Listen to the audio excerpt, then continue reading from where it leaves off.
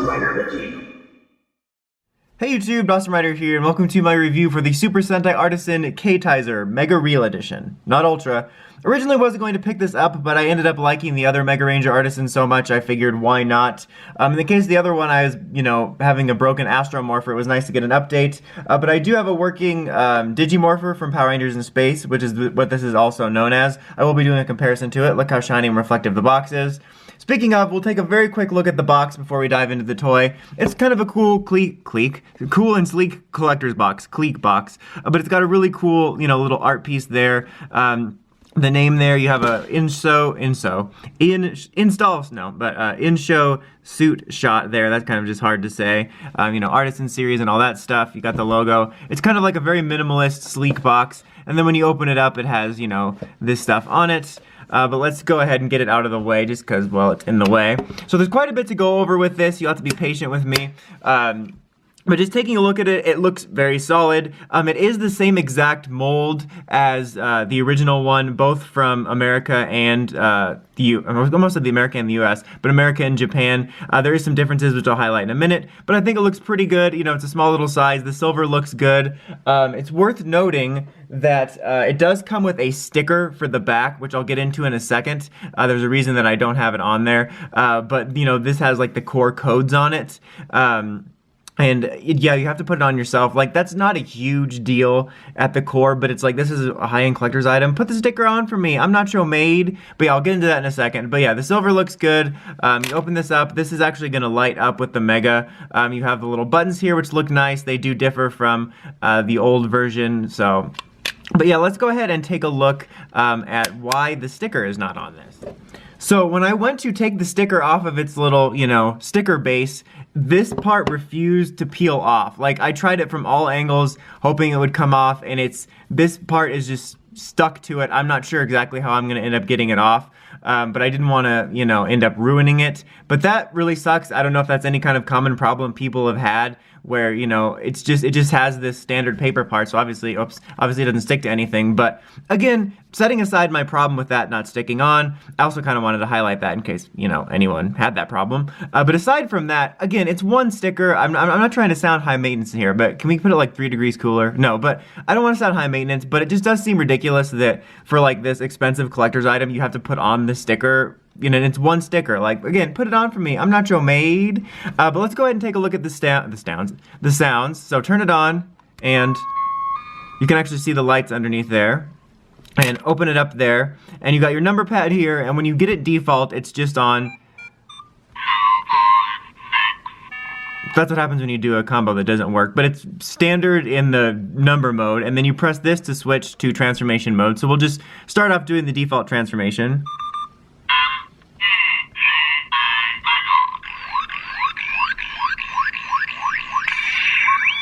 So we'll do it one more time. You can see it lights up, and it actually does them all individually.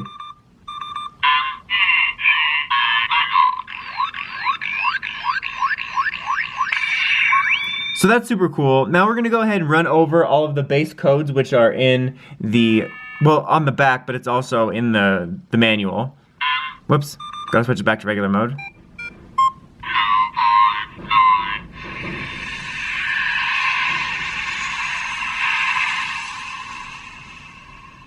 So that is for his bike. This is computer.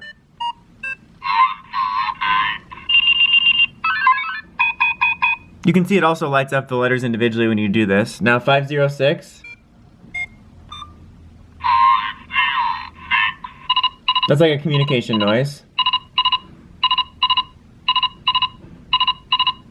260.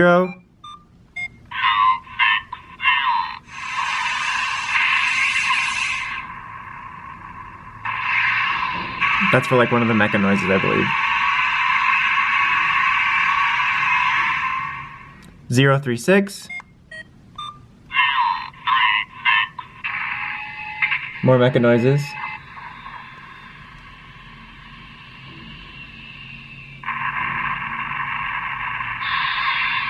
Then you have 037.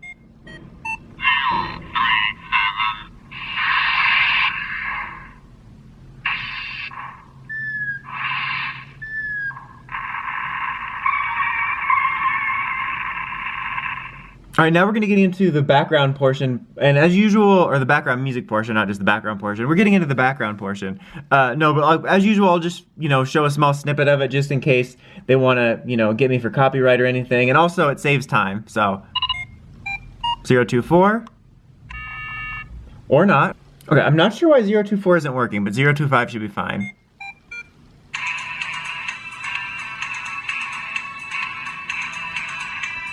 Out of focus there, sorry.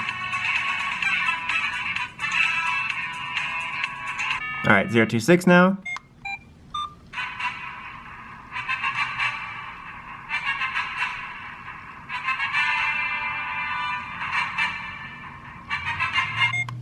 Zero 227. This is actually like legit, classic background music. I really appreciate that. I actually dig that quite a bit. Alright, 032.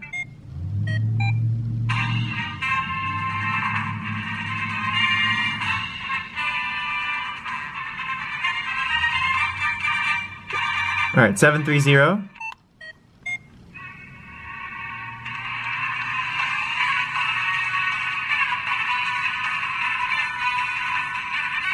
And then you get another version with 755.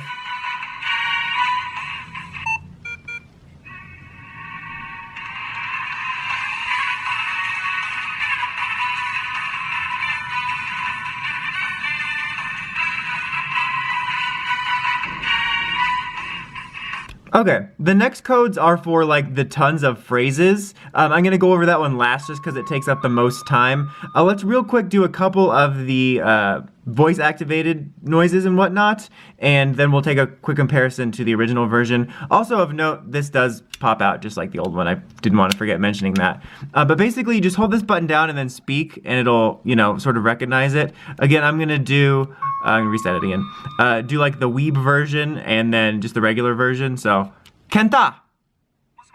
That was the weeb version. Kenta! So you can activate it either way, it'll just kind of start cycling through them. There's another one to do that's kind of complicated and annoying, so I'm definitely gonna have to do some cuts here. But basically what you're gonna do is, you hold this button down, you say Keitaizer. I wasn't gonna show that mode off yet, thanks. But yeah, you hold this button down, you say Keitaizer, then you have to enter the Mega, enter, and then you say install.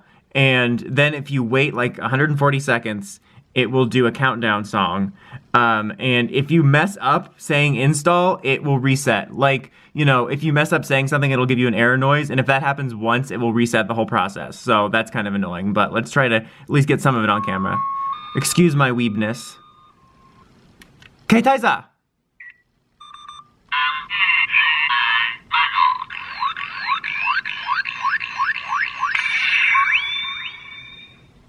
Install it!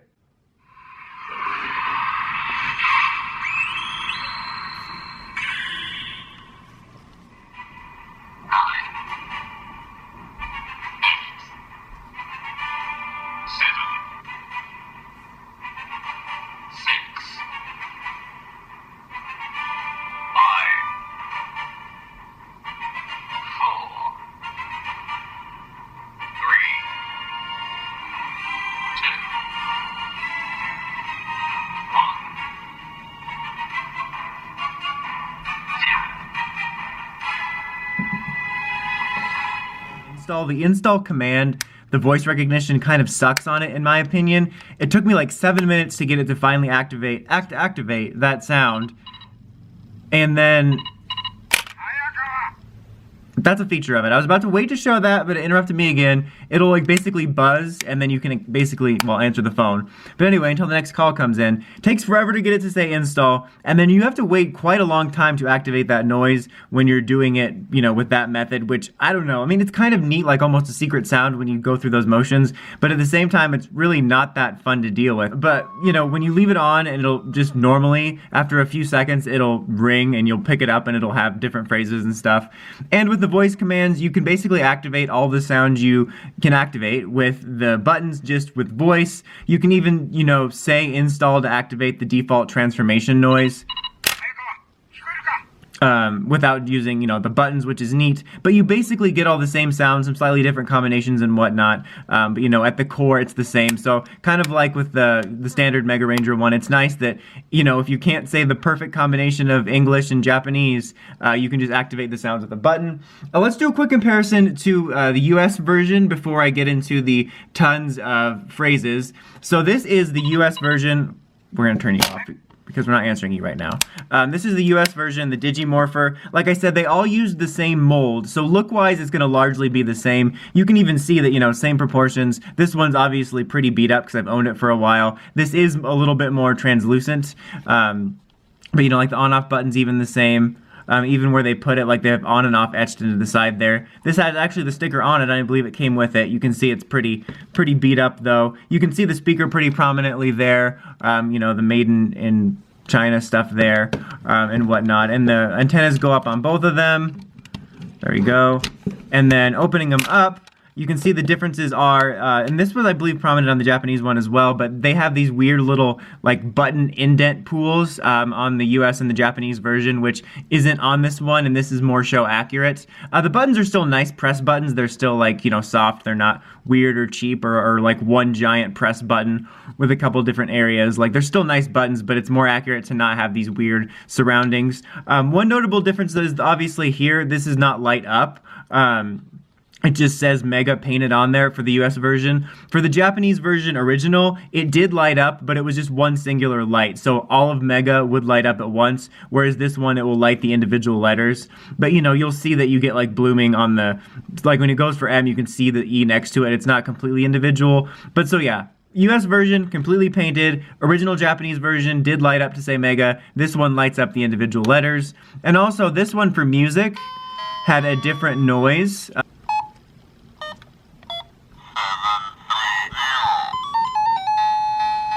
So you get that digital version of the theme.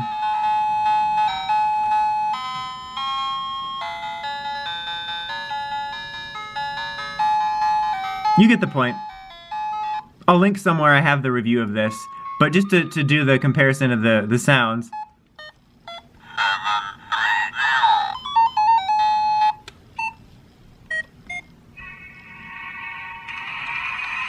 And that one doesn't say it out loud, but if you do it for this, wait. A little bit clearer, this one's a little bit more muffled. Now let's do the transformation.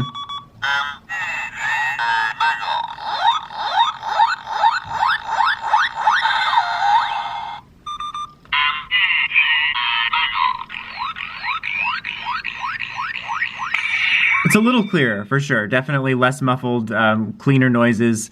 This one, when I was little, it always sounded to me like it said U instead of G. No? Okay, but yeah, you get the picture for the differences. Like, look-wise, it's not too different, you know, just mainly the light thing for the US version. Okay, so now we can move along to the phrases when you activate, like, all of the individual little show phrases, like they tend to have in all these. So the first one is for Mega Silver himself.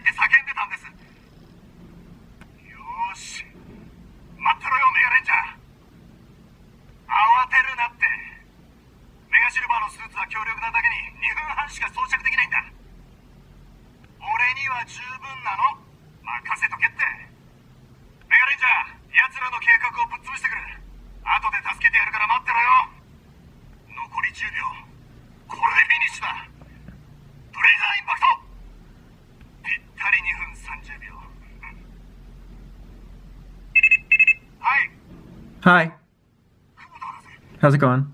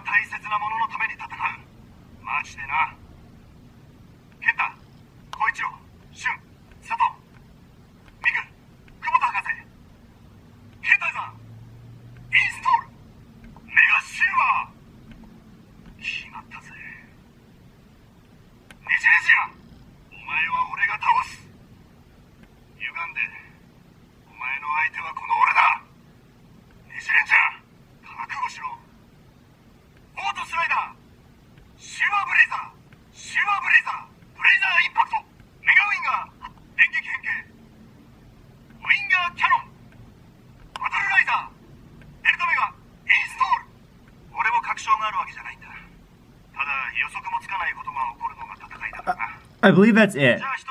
Ton of phrases, obviously. As per usual, like, it's neat, but it would be cooler, you know, if I knew everything they were saying. I think it would have been kind of cooler if they had 3 different modes where one, it was like, I like all those sounds for, you know, calling out all the names and stuff, and then you have a separate one for all, like, the in-show conversation and stuff like that, just because the other one's more appealing to me since I know exactly what's going on. Like, I understood a few of them. Hello? No, I'm not Yusak-san. I'm Dawson. Anyway, so then this other one is for Japanese George Costanza. Whoops. No, not A.